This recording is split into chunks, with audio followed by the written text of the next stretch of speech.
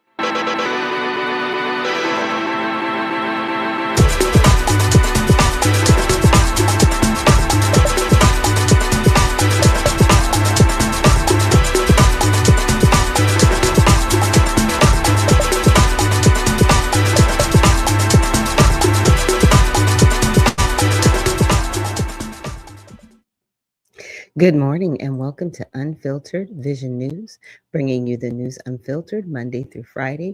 My name is Dr. Ashaki Noni Nichols and I will be your host.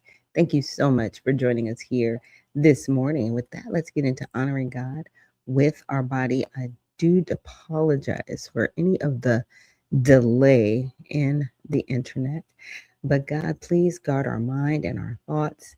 Help us to fix our thoughts on what is true and honorable and right and pure and lovely, and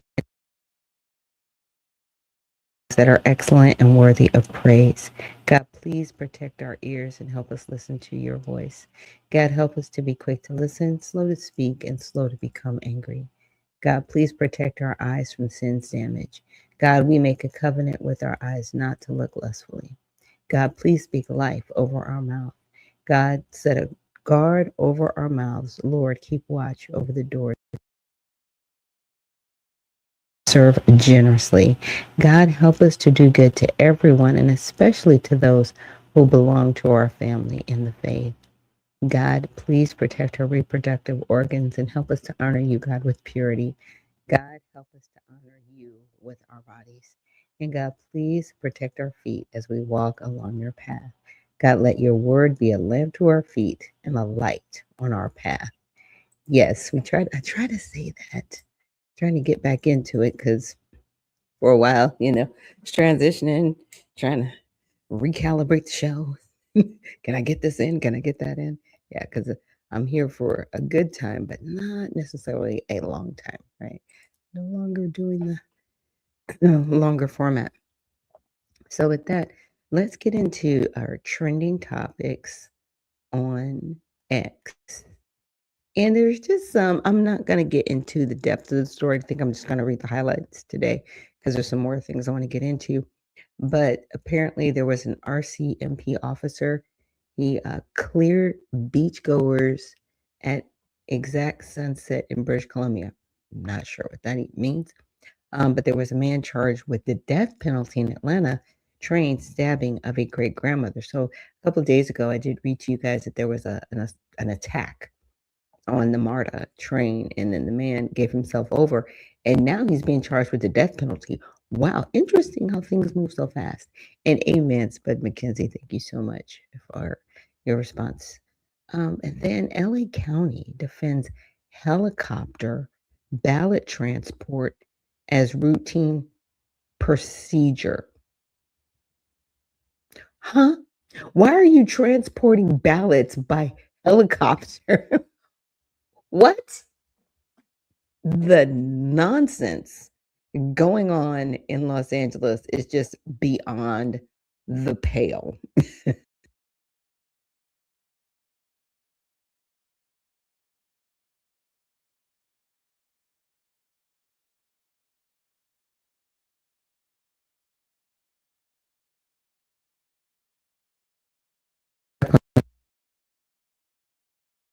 Oh, okay, audio's still good. All right, we're still all right. We're still okay. It's just sorry. There are things I just have to check. Things I have to check. I am just really not sure. Let me turn that off. Okay. Yeah, that's much better. Anything to get rid of the delays. But this is I guess it's a art. I won't say an article, but Live Now, sponsored by Fox. I wanted to check out this story that was happening in California. Now, I want to give a little teeny background. So, the house of this person is in Newport Beach. The reporter is reporting from Santa Ana. Now, technically, there are parts of Santa Ana and Costa Mesa that kind of they're close to Newport Beach, but they're not in direct proximity, if that makes sense. So I just wanted to give a little background to that as we talk about what's happening. U.S. citizen and a CEO of a tech company has been arrested on federal charges for allegedly running a massive decade-long scheme to smuggle out sophisticated U.S. computer networking and encryption equipment to Iran's military. I do want to put this up here from the New York Post saying, the Iranian tech boss arrested at a $35 million SoCal mansion on charges of selling U.S. hardware to Iranian military and nuclear programs. So a major bombshell development in all of this. The U.S. Attorney for L.A., Bill Esseley, saying CEO of the Iran tech company arrested on federal charges, equipment to the Iran's nuclear and military establishment going on for quite some time. Our Fox 11 team did do a report on it. Let's listen into this. All right, we have other news right here. Developing now. The owner of this Newport Beach mansion is now in federal custody, accused of smuggling sophisticated U.S. technology to Iran's military and nuclear program. Fox 11's Nick Garcia joining us from the federal courthouse in Santa Ana with what he's learned about the case. Nick. Right, Christine. Jamshid Gomi is that man's name. He appeared here in court just hours after being arrested, but bail has not been set. That hearing was pushed to tomorrow afternoon. That means he'll be spending tonight behind bars. Newport Coast Mansion, the center of a federal raid Wednesday morning. Agents combing through the rooms just hours after the feds arrested 63-year-old Jamshid Gomi. Prosecutors say Gomi smuggled complex American networking and encryption equipment to Iran's military and nuclear sector. Investigators also accused Gomi of international money laundering, saying he falsified records to move more than $15 million into the U.S. The IRS Criminal Investigation Unit says Gomi reported just $20,000 in annual income and even claimed a tax credit for low-income families for 7 years, though his mansion is valued at $35 million. This case comes less than 2 months after this woman, Shamim Mafi of Woodland Hills, was arrested at LAX for allegedly trafficking arms for Iran. She is still being held in federal custody. The Department of Justice says this most recent arrest is part of an effort to stop the illegal flow of American technology to foreign nations. Now, Gomi faces up to 20 years in federal prison. Of course, that is if he is convicted. First Assistant U.S. Attorney Bill Esseley says Gomi's assets, including that mansion, have been seized. Live in Santa Ana, I'm Nick Garcia, Fox 11 News. I wonder if they're going to get him on tax evasion. I'm just like, how are you claiming you're only making 20 grand a year and living in a 35 mil? Like, how are you affording all of this? Huh? Yeah, crime ain't paying, y'all. Crime is not paying. The next thing I wanted to get into is this whole thing with Debbie Wasserman Schultz and Hakeem Jeffries. Now, I'm not going to play the entire video, but here's the crux of the matter. Hakeem Jeffries is like, we need to make sure we have Black representation. I don't like this gerrymandering going on. And then the newly created district that is actually the seat was vacated due to legal issues, right? Debbie Wasserman Schultz was like, I'll just run in that district as opposed to running in the district I'm already in. Why? Oh, that's right, because it was redrawn and there's actually going to be more Republican support than Democratic support. And you actually have a fight in your hands. Why don't you fight? Why don't you stay and fight where you are? Why are you coming over here? It's sad because the Democratic Party has put themselves in a position now where other people that are like, well, I'm established. It's almost like, so what?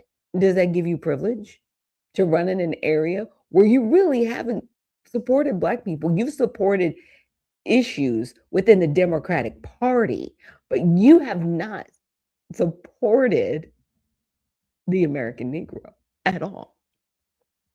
And now you're mad because you're like, well, I have this and I have that. And people do not care right now. I'm finding this implosion really, really interesting. Let's get into it. And we're back, y'all. Thank you for watching today. Go ahead and hit that like button, my people. You know that it helps us out a ton. And of course, it helps you because it helps us keep bringing you these stories every day. Now, y'all, if you have been following our channel, you know that way down in Florida, there is a seat that was, I guess we should say, former. To take a look at what your boy Hakeem Jeffries had to say about that. And also we'll give you some additional background on this controversy, y'all. So without further ado, let's go ahead and get into it. Schultz is running in Florida's 20th district. A number of Black political leaders in the state have said this threatens Black representation in Florida. Do you support her run in that district? What's your response to this criticism? Haven't made a decision as it relates to that particular race. Everybody has a right to run where they see fit. They got to go make their case to the people that they hope to represent moving forward. And that's what I've communicated directly to Congresswoman Wasserman Schultz. Obviously, she has a strong track record of accomplishment here in the Congress and on behalf of the people that she's represented over the years in Florida. At the same period of time, I think we all recognize the sensitivities of the moment in terms of an unprecedented Jim Crow-like assault on Black political representation that has been unleashed by the Supreme Court's outrageous decision to gut the Voting Rights Act.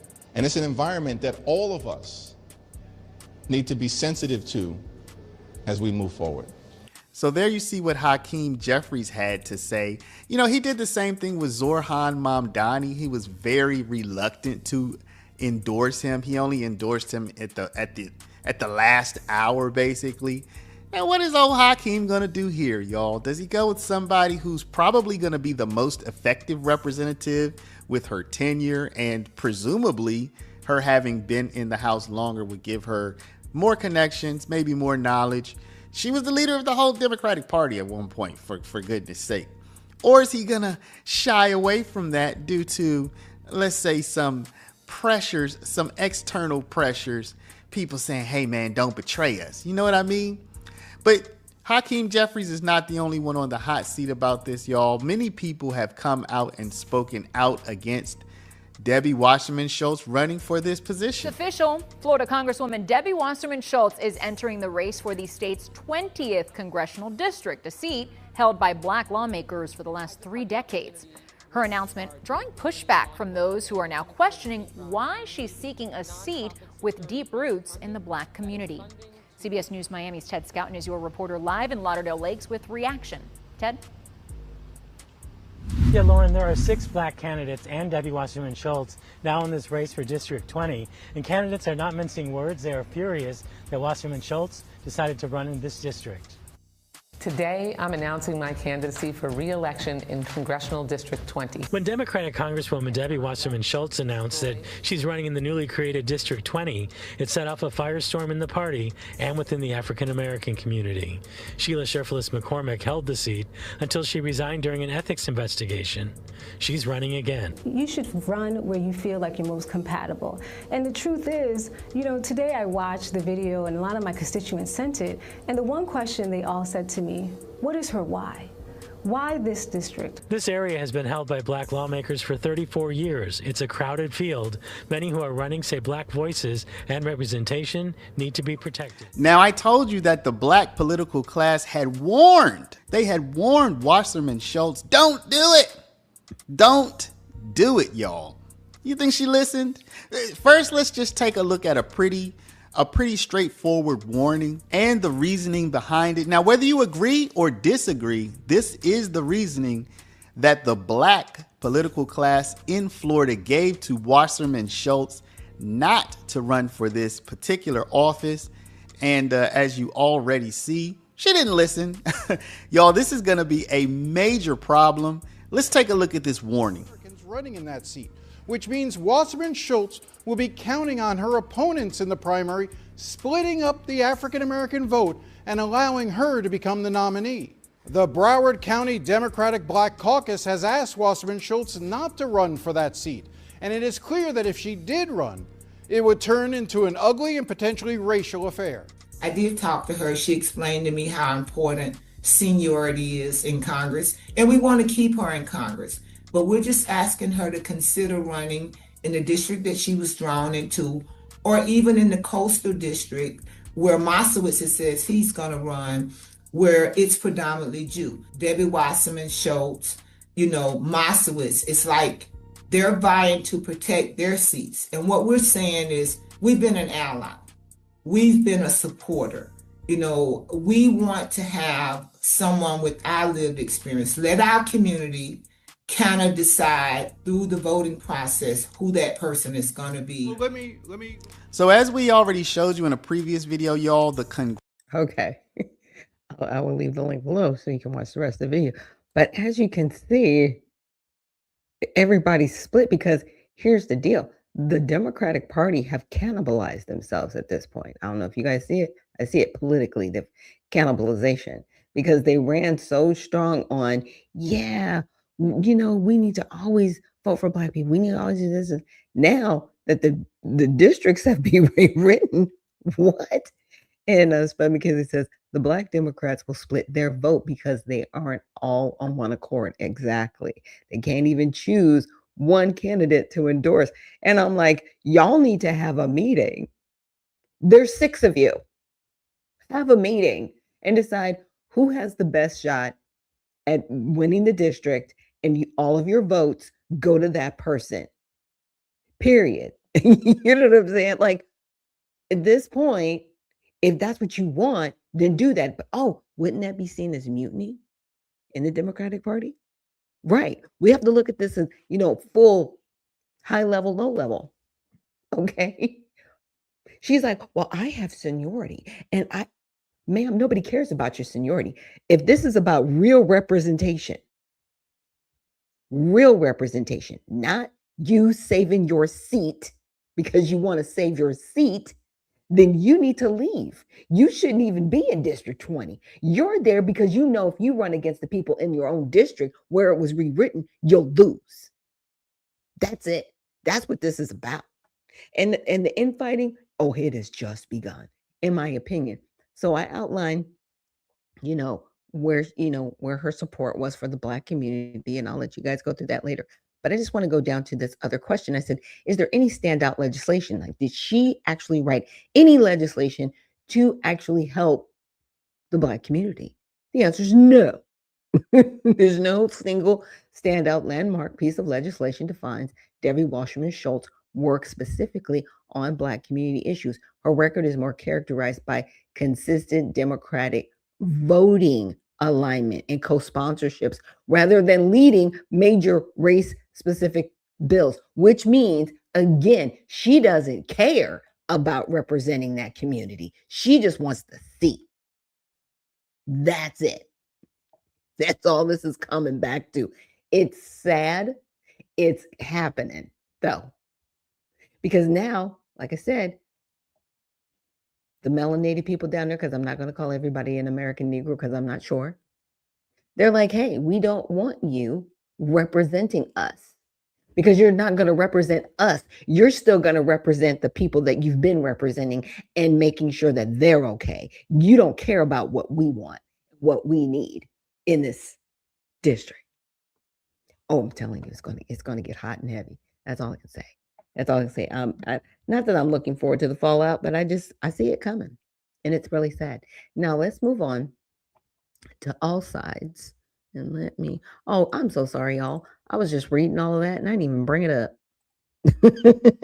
I went in, and but because it says Debbie is only pro-Israel and not pro-Black Americans, she's not.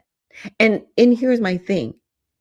Whatever, see, this is where the Democratic Party and even the Republican Party can do it to themselves. They get in trouble when they decide, okay, I'm just going to go in on this niche demographic, right? And then when they try to say, well, I'll represent you too. I just want to be here. I just need to maintain the power in the seat to help you. That means they're not going to help you at all because she's more focused on her power and her tenure. And people seem to forget that she was caught in a very major scandal back with Hillary Clinton, where they were caught by the DNC, by the way, where she was under investigation. I'm not sure why she's not in prison right now. And she was allowed back in Congress. Oh, everybody forget about that. Well, we'll go over that later. But I'm just saying. Now, let's get on to all sides. So there's new Gallup poll show decline in support for LGBTQ plus issues. Yeah, there was definitely going to be a decline. Because see, there was a point in time in our day where people knew people were living alternative lifestyles and nobody really cared, right? They were just like, look, don't tread on me. Don't mess with my children. But then there was this whole Defense of Marriage Act that happened. And then it was like, you better support this and you have to do that. And we have to teach children. And everybody was like, what are you talking about? This is why there's pushback now. And it's going to continue. Oh, you think there's the decline now? Oh, it's coming. So support for LGBTQ plus issues, including same-sex marriage and gender transition, have declined among Americans, according to a new Gallup poll. Yeah, because everybody's tired of being forced to be in a cult. That's why. So while a majority of Americans, 65%, still support same-sex marriage, the percentage has dropped 6% from the peak in 2022 and 2023. Who was in office during that time? 62% of Americans also said gay and lesbian relations were morally acceptable, the lowest point since 2016, and 38% said they viewed changing one's gender as morally acceptable, an 8% decline over the past 5 years, driving the decline of Republicans' shifting attitudes towards LGBTQ plus issues, according to Gallup. Here's the thing. Live your life. And once you become an adult, if that's a decision you want to make, in my opinion, you shouldn't be able to get those surgeries here. The government shouldn't be paying for it. And they need to go back to the standard of it takes over a decade before you can even consider a procedure like that. Now they're just going in and chopping people up. And there was actually a case won by an individual, and they awarded her $2 million and went after the doctor that performed the surgery. And that's going to continue to happen as this decline in support happens. So that is our update from all sides. Now, the next one I wanted to get into these budgets in Los Angeles and also in New York. So let's start with Los Angeles. Let me get to the right tab. Okay, so here is the budget for, I was wanting to make it bigger. There we go, but not too big where you guys can't see it. Oops. For Los Angeles. I wanted to go back to the first page. Sorry, you guys. Let's go back. I wanted you to kind of see how they were setting up their budget and what kind of things they were looking at. So here's their budget, and I will definitely have links to this so you guys can see what they're spending money on, because the overarching situation here is Mayor Bass proposes a $14.85 billion balanced budget. That's the budget for the city. $14.85 billion, Okay, continuing to drive down homelessness. Homelessness has actually increased in Los Angeles. It is that they're like, it's down by 18% because people probably died or got out of homelessness. Okay, increasing funding to address RV encampments. Huh? If people have nowhere to go, they have nowhere to go. What are you talking about? Increasing funding for oversight, transparency, and accountability. Really? So you're going to spend more money on failure? You failed. You have failed the people of the city of Los Angeles completely. Completely. So let's look at the adjustments that they want to make. So here are the adjustments. The department funds are controlled at the line item or account level. Okay, to assist the mayor and city council in their consideration of interim budget adjustments. CAO prepares, okay, this is a bunch of standard language like this is what we're planning to do. I want some numbers because this is nonsense. Oh, I'm sorry, I didn't realize it was going to be kind of turned upside down. I just wanted to see where some things were at. So like senior services. Okay, so senior services are going down because it was at 1.3 in 2022 to 2023. Then it went up a little bit 2023, 2024. It declined 24 to 25, and it's declined again in the proposed budget. So you're going to take the money away from the seniors, right? Family care services program. It went up, okay, but it's less than it was in 2022. Okay, number of contracts regarding caregiver needs was at 22,000. That's now going to be down to 1,500. That's a swing, y'all. So either something happened or they figured out that people were scamming. I'm just saying, I'm like, how do you go from 22,000 in caregiver needs to like 1,500? Insane. Animal services. What? Yeah, that's in the budget. So when these are the things you guys got to look at, right? And what's happening. Now the city clerk, number of records reviewed, okay. They did some good things. City elections and business improvement districts, the number of annual planning reports submitted. They're projected to submit 35 reports. Huh? What? Number of outreach events held to increase voter awareness. Why are y'all doing that? The city shouldn't be doing that. It's a different when outside, maybe I'm trying to think. Nonprofits do it and they're creating awareness. Why does the city have that in their budget? And why are you spending the people's money like that when you have homelessness that is out of control? Now, here we go. Number of documents being processed by the mayor. Okay, city planning. So this is like a lot of their little document things. I'm like, all right. Tourism and leisurely. Okay. I'm trying to get to some numbers. Where's the money going?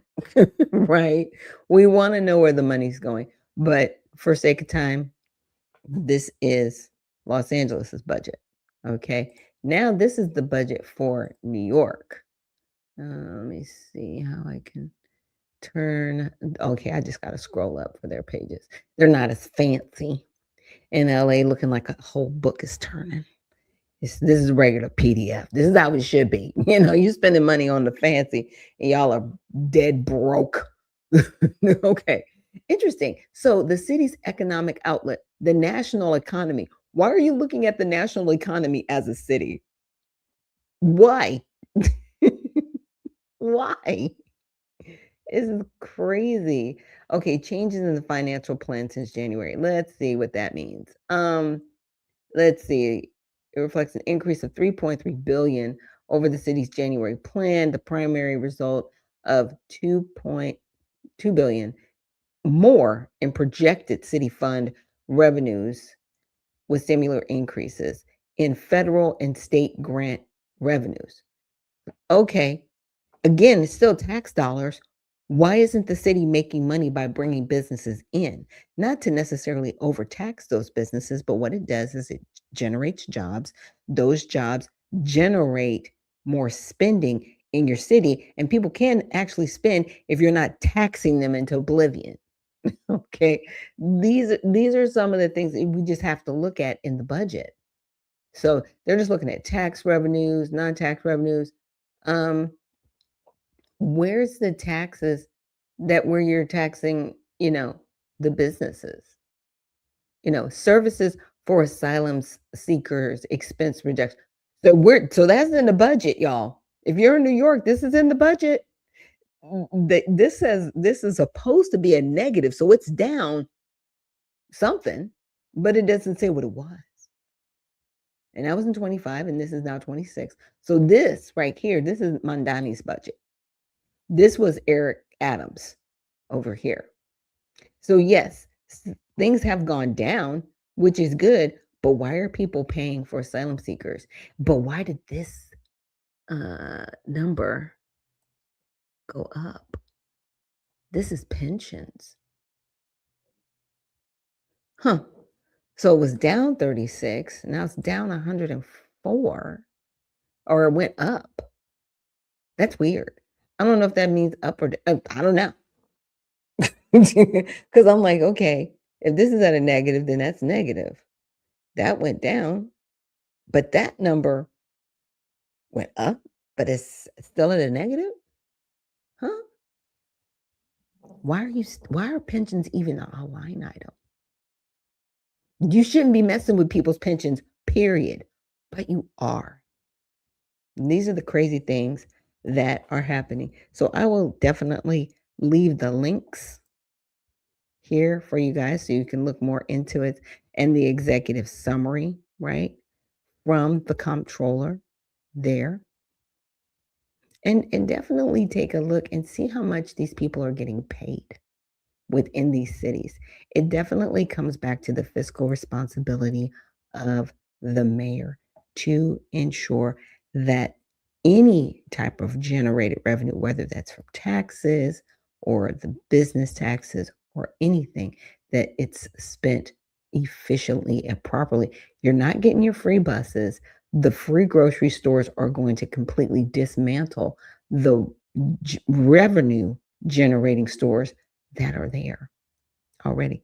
Socialism doesn't work. I'm telling you right now. It doesn't work. But New York, this is what you voted for. We are praying for you. And I really do hope out of all of this that people can sway the mayor to make better decisions moving forward.